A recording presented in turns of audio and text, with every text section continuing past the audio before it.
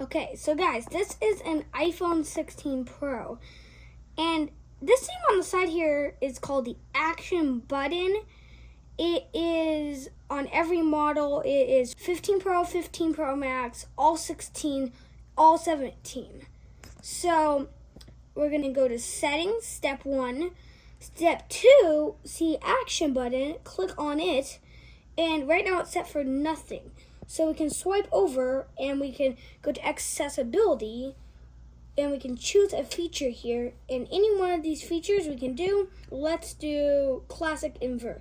And when I hold on this action button for 2 seconds, 1, 2, it just inverts everything. Let's invert it back and then we can go back to action button. We can change this and say we want for bedtime. If you're going to bed, you can click on reduce white point, and then when you want to turn down your brightness, it just turns down your brightness. So that's pretty cool. And also we can do like maybe it turns on the flashlight, and we can do this and see, bam, the flashlight's on and the flashlight's off. And that's how you basically use action buttons. So again, it's the smaller one above the 2 volume rockers. It's this one.